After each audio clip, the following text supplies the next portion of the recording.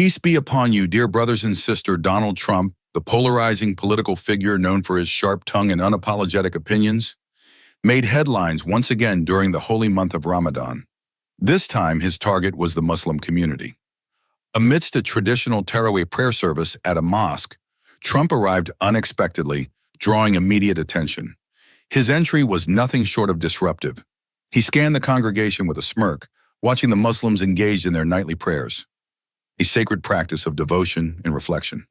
Trump's demeanor grew increasingly condescending as he walked among the rows of worshipers, observing their rituals. His face betrayed no sense of respect or curiosity. Instead, it was filled with disdain. Standing near the prayer area, he began making snide remarks.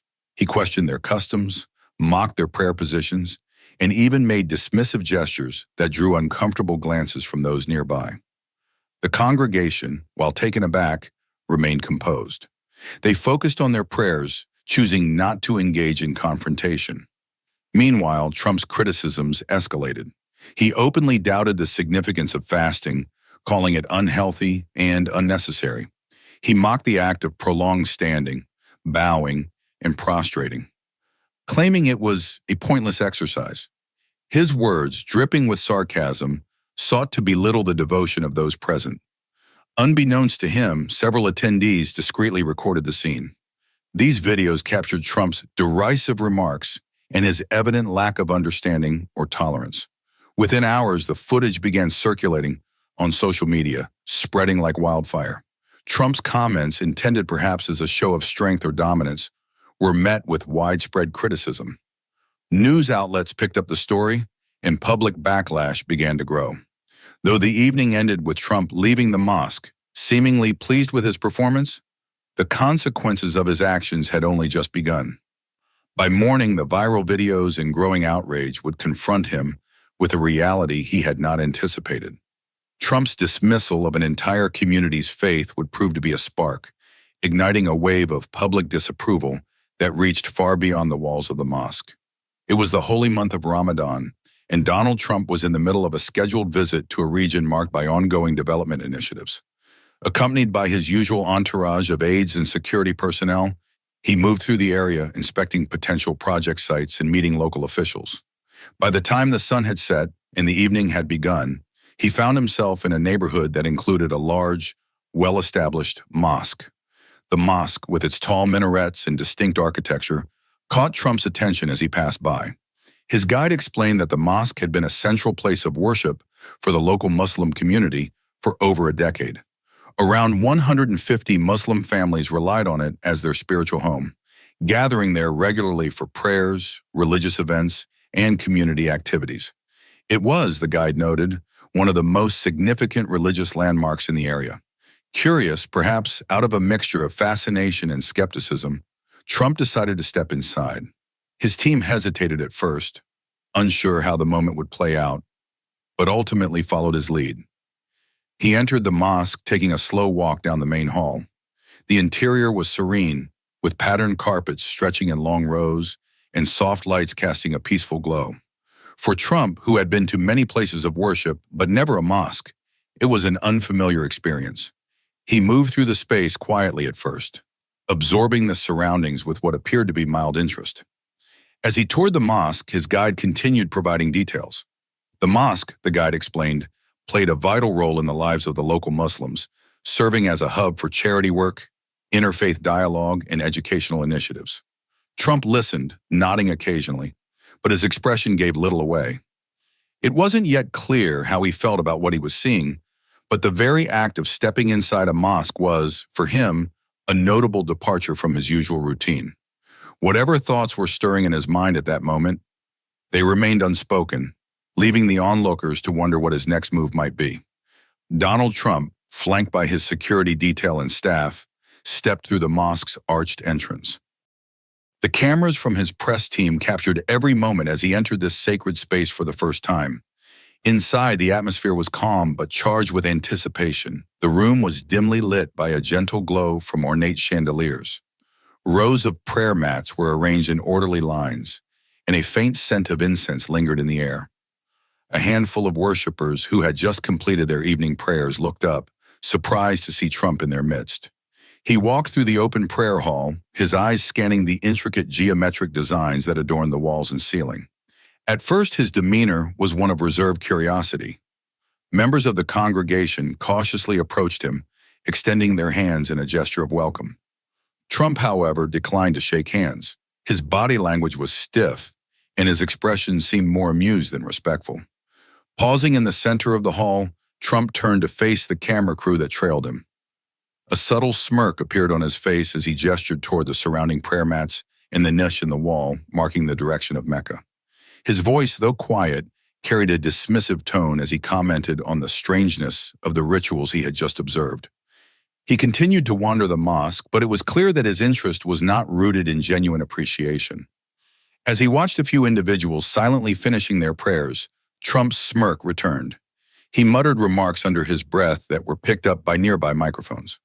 They weren't loud, but they carried enough condescension to make the few onlookers who understood English exchange uneasy glances. By the time he exited the mosque, the respectful curiosity the worshippers had extended to him had dissipated. Trump's expressions and subtle comments left an air of discomfort and disappointment. What might have been a moment of cultural understanding instead came across as an opportunity for him to mock rather than engage. Unbeknownst to him, the footage captured by the press and the whispered reactions of those present would soon spark outrage, turning this simple visit into a far more consequential event. As Donald Trump stood inside the mosque, his initially quiet demeanor gave way to an increasingly critical tone. While someone from the congregation tried to explain the significance of Ramadan and the Tarawih prayers, Trump listened with what seemed to be superficial interest at first. However, it didn't take long for his comments to turn harsh and dismissive. He interrupted, questioning the purpose of fasting and implying that it was an unhealthy practice. "This whole idea of going hungry for a month, what's the point?" Trump asked, his voice tinged with sarcasm. "I don't see how starving yourself can be good for you. You know, in America, we value hard work and staying strong. This fasting thing, I think it's overrated. People should be eating and keeping their strength up, not skipping meals for some outdated tradition." The worshippers standing nearby exchanged uncomfortable glances, unsure whether to respond. Trump didn't stop there. As the topic shifted to Tarawih, the extra nightly prayers performed during Ramadan, his critique grew sharper. He questioned why anyone would spend so much time in prayer, calling it excessive and unnecessary. "Why would you stand here for hours just praying?" he continued, a mocking smile creeping across his face. "Don't you have better things to do? Real work to get done? This just looks like a waste of time. It's just repetitive. Up, down, kneel, repeat. What's the point?" His comments, spoken with a tone that left no doubt as to his disdain, made some of the attendees shift uncomfortably. A few took out their phones to record what was happening, capturing not only his words, but also the dismissive gestures that accompanied them. What might have been an opportunity for dialogue or mutual understanding quickly dissolved into a one-sided critique. Trump's remarks about Ramadan and Tarawih, rather than fostering any kind of cultural exchange, only deepened the divide between himself and the worshippers who had welcomed him into their sacred space. By the time he left the mosque, it was clear that his visit had not been one of goodwill or open-mindedness, but rather an exercise in mockery that left the congregation feeling deeply insulted. As Trump lingered in the mosque, his gaze shifted from the ongoing prayers to the worshippers' attire. Rather than showing any interest in understanding the cultural or religious significance of their clothing, he began openly mocking it. His voice, filled with disdain, cut through the quiet atmosphere.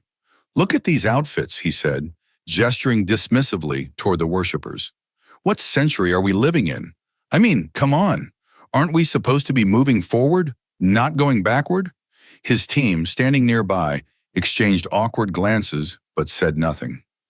A member of the congregation tried to explain the meaning behind the traditional garments, hoping to provide some context.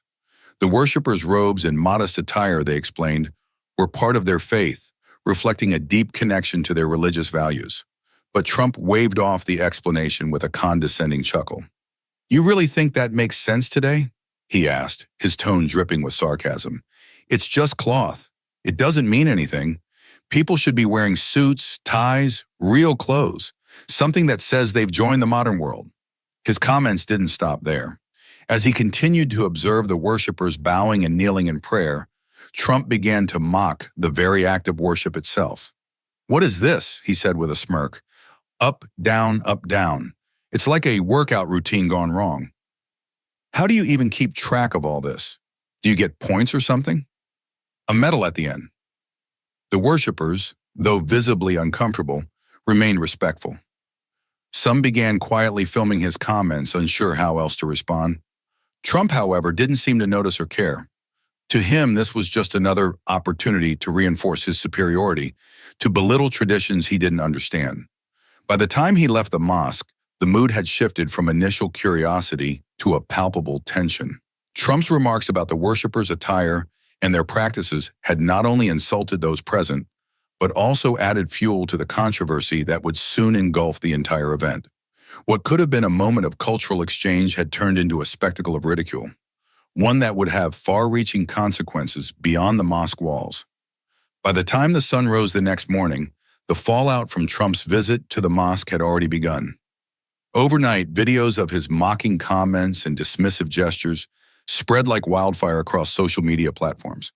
Clips showing his sarcasm about Ramadan, his ridicule of the worshippers' attire, and his condescending remarks about their prayers were uploaded, shared, and reshared thousands of times. What had started as a quiet, localized incident quickly became a global controversy. Muslims around the world, already familiar with Trump's history of inflammatory statements, responded with anger and disappointment. Many had hoped that his visit to the mosque might signal a willingness to learn about their faith and culture, but instead the footage revealed the exact opposite. Comment threads, hashtags, and video responses expressed a sense of betrayal. This wasn't just limited to the Muslim community. Interfaith groups, human rights advocates, and even prominent public figures chimed in to denounce Trump's behavior. The videos were picked up by major news outlets, appearing on headlines and broadcast segments in countries far removed from the scene of the original incident. Trump's words and actions were dissected and criticized, with analysts calling his behavior unbecoming of a leader who should represent all people. The backlash didn't stop at social media. Religious leaders of various faiths, from Christian pastors to Jewish rabbis, condemned his mockery, highlighting the importance of mutual respect and understanding in a diverse society. What shocked many was how quickly the situation escalated. What had been a single visit to a mosque turned into an international flashpoint, shining a spotlight on Trump's rhetoric and attitudes. Even within Trump's own political circles, some advisors expressed quiet unease. They had hoped that his trip to the mosque would soften his image, showing that he could engage with different cultures. Instead, the very people he was supposed to connect with were now uniting against him. The backlash became the dominant story of the day, with public figures from all walks of life calling for an apology. As the controversy mounted, it became clear that this was no longer just about one visit to one mosque. Trump's dismissive remarks had resonated far beyond the walls of that sacred space, leaving him to face an outpouring of criticism he could no longer ignore. The morning after Trump's mosque visit, the White House awoke to an unexpected and unprecedented scene. Thousands of people had gathered outside its gates: Muslims, Christians, Jews, Hindus, and people of no particular faith. They stood together in solidarity, many holding signs that read, "Respect all faiths" and "Unity over division." Despite the diversity of the crowd, their message was unified. They would not tolerate mockery of any religion or culture. The protests were peaceful but powerful. Some demonstrators quietly recited passages from the Quran, their voices carrying through the crisp morning air. Others prayed silently, their heads bowed in reverence. People from all walks of life, students, workers, community leaders, and families, held candles, flowers, and banners, creating a visual and emotional display of resistance against the words Trump had spoken. The scene was unlike any other protest the White House had seen before. It wasn't just political activists or discontented constituents. It was an assembly of individuals moved by a shared sense of moral outrage. Interfaith leaders joined the crowd, offering prayers for peace and calling for mutual understanding. Community organizers took to makeshift stages, recounting stories of interfaith cooperation and emphasizing the need for respect across religious lines. From inside the White House, the noise of the gathering was undeniable. Chants of respect for all and the gentle murmur of Quranic recitations seeped through the walls, reaching the ears of staff members and aides. For Trump, it was an unwelcome wake-up call. The sight of the large, diverse crowd, united in their disappointment and anger, created a level of public scrutiny he hadn't anticipated. Trump's response, however, was dismissive at first. He shrugged off the gathering, describing it as just a group of people blowing things out of proportion. Yet, as the hours went on, the protest only grew. Reporters covered it live. Images of the peaceful assembly appeared on television screens across the nation, and social media continued to amplify the message. What began as a single gathering outside the White House became a symbol of unity and resistance, and a reminder that words, no matter who speaks them, can reverberate far beyond their initial audience. The protests were a peaceful demand for respect, a call that would be impossible for even the most powerful leader to ignore. As the morning turned into afternoon, the crowd outside the White House only grew. It wasn't just Muslims standing together anymore. People from different faiths, Christians, Jews, Hindus, Buddhists, joined the gathering. The message of unity was unmistakable. They carried signs with messages like respect all faiths, love over hate, and religious freedom for all. It was a sea of voices coming together, not in anger, but in resolute solidarity. Muslim participants, however, took the lead in setting the tone for the protest. Standing in orderly rows, they began reciting verses from the Quran aloud. The rhythmic, melodic sounds created a serene atmosphere that contrasted sharply with the weight of their message. The words weren't shouted, they were spoken and sung, their meaning clear to those who understood, and their emotion evident to those who didn't. Around them, allies of other faiths stood silently, holding candles or flowers in a gesture of support. The protest was not chaotic. It was organized, thoughtful, and powerful. People took turns at the microphone, sharing their personal stories of interfaith friendship and the importance of mutual respect. A Jewish rabbi spoke about the need to protect religious freedom, while a Christian pastor talked about the value of loving one's neighbor. Representatives from other communities added their voices, reinforcing the message that no one should have their beliefs belittled, no matter who they are or what position they hold. The Quranic recitations continued as a peaceful reminder of the very culture Trump had mocked. They were not confrontational. Instead, they stood as a counter-narrative to his dismissive comments, an invitation to listen, to understand, and to embrace diversity rather than fear it. The sound of the verses echoed across the White House lawn, a gentle yet firm statement of resilience. Reporters covered the event live, showing the peaceful demonstration to a national and global audience. Social media amplified the message further. What had started as a moment of mockery by one man had turned into a nationwide expression of unity and defiance against prejudice. The protest wasn't just about Trump's words.